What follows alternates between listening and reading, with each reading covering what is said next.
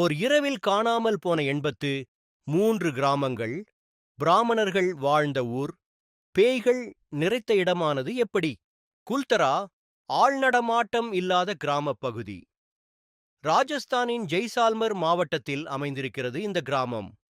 இந்த பகுதி 13ஆம் நூற்றாண்டில் கட்டமைக்கப்பட்ட இடமாக வரலாற்று கூற்றுகள் மூலம் அறியப்படுகிறது. ஒரு காலத்தில் வளமான பகுதியாக இருந்தது குல்தரா கிராமம். இங்கு ராஜஸ்தானின் பாலி எனும் பகுதியிலிருந்து வந்த பாலிவால் பிராமண சமூகத்தை சேர்ந்தவர்கள் வசித்து வந்துள்ளனர். 19ஆம் நூற்றாண்டின் ஆரம்பிக்காலத்தில்தான் குல்தரா கிராமம் காலியானதாக அறியப்படுகிறது. இதற்கு பல்வேறு அறியப்படாத காரணங்கள் அழுத்தமாக காலங்கள் கடந்து இன்றளவிலும் கூறப்பட்டு வருகின்றன. குல்தரா கிராமம் காலியான சில ஆண்டுகளில் அமானுஷ்ய இடம் என பெயர் பெற துவங்கியது. 2010 ஆண்டுகளில் ராஜஸ்தான் மாநில அரசால் இப்பகுதியை சுற்றுலாத்தலமாக மாற்ற நடவடிக்கைகள் மேற்கொள்ளப்பட்டன. எங்கு இருக்கிறது குல்தரா கிராமம்? ஜெய்சால்மர் மாவட்டத்திலிருந்து 18 கிலோமீட்டர் தொலைவில் அமைந்திருக்கிறது குல்தரா கிராமம். இந்த ஊர் பெண் தெய்வத்தை மையமாகக் கொண்டு அமைந்திருக்கிறது. இந்த கிராமம் மொத்தமே 3 முக்கிய சாலைகளிலும் அதை சார்ந்து அமைந்துள்ள சில தெருக்கள் மட்டுமே கொண்டுள்ளது. குல்தரா கிராமத்தின் வடக்கு மற்றும் தெற்கு பகுதிகளில் பாழடைந்த கட்டிட சுவர்கள் மட்டுமே மிஞ்சியிருக்கின்றன. கிழக்கு பகுதியில் வறண்டு போன ஆற்றின் கிளை வழி காண இயல்கிறது மற்றும் மேற்கு பகுதி கிராமத்தை பாதுகாக்கும் எல்லை சுவர்கள் கொண்டுள்ளன.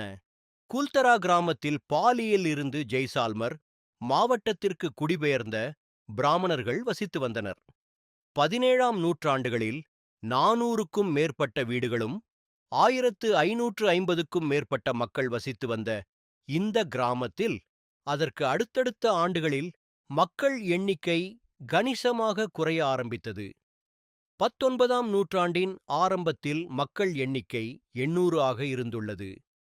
19ஆம் நூற்றாண்டின் இறுதியில் இங்கு வெறும் 37 பேர் மட்டுமே வசித்து வந்ததாக வரலாற்று தகவல்கள் மூலம் அறியப்படுகிறது.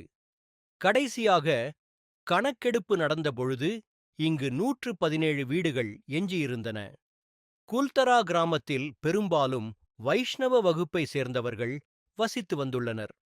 இங்கு விஷ்ணு, மகிஷாசுரமர்த்தினி சிலைகள் அதிகம் காணப்படுகின்றன மற்றும் பல கல்வெட்டுகளில் கணேஷா எனும் வார்த்தையும் சிறிய சிறிய விநாயகர் உருவங்களும் காணப்படுகின்றன. மேலும் இந்த கிராம மக்கள் காளை மற்றும் குதிரையில் அமர்ந்திருக்கும் தெய்வ சிலைகளையும் வணங்கி வந்துள்ளனர். குல்தரா கிராமத்தின் நீர் ஆதாரமாக இருந்தது. இந்த ஊரிலிருந்து சில கிலோமீட்டர் தொலைவில் இருந்த கக்னி கக்னேயா ஆற்றின் 2 கிளைகளும் சில கிணறுகளும் மட்டுமே ஆகும். இந்த நீர் ஆதாரங்கள் குறைய குறைய விவசாயத்தை அடிப்படையாக கொண்ட குல்தரா ஊர் மக்கள் வெகுவாக பாதிக்கப்பட்டனர். இந்த காரணத்தால் 19ஆம் நூற்றாண்டில் கணிசமான அளவில் மக்கள் இந்த ஊரை விட்டு வெளியேற துவங்கினர். ஒரு பக்கம் குடிநீர் தட்டுப்பாடு கூறப்பட்டாலும் இங்கு ஆட்சி புரிந்து வந்த சலீம் சிங் எனும் ஜவானின் கொடூரமான செயல்களால் மக்கள் ஊரை விட்டு சென்றதாகவும் செவிவழி செய்தியாக அறியப்படுகிறது.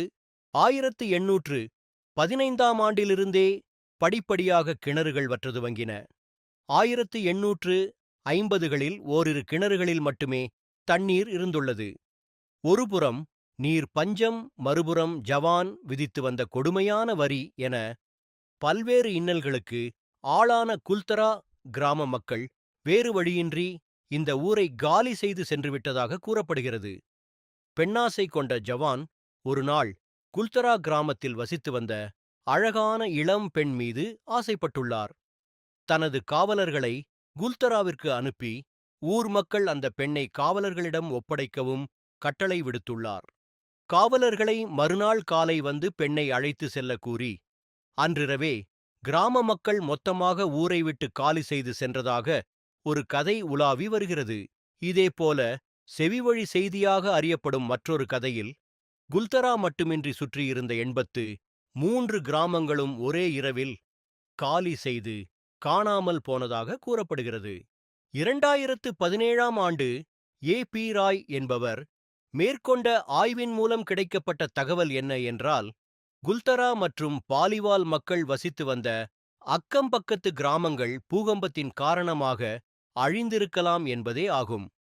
இந்த ஆய்வு மேற்கொண்ட ஆய்வாசிரியர்கள் அழிந்த கட்டிடங்களின் அமைப்பு வைத்து பார்க்கும்போது, அவற்றில் பூகம்பம் போன்ற இயற்கை பேரழிவுகள் மூலம் ஏற்படும் தாக்கம் வீட்டு கூரைகள், தூண்கள் போன்றவற்றில் காணப்படுவதாக சுட்டிக்காட்டியுள்ளனர். மேலும் இத்தகைய தாக்கம் காலநிலை மாற்றம் அல்லது கட்டிட அரிப்பு போன்றவற்றால் ஏற்படும் வாய்ப்பு இல்லை எனவும் கூறியுள்ளனர்.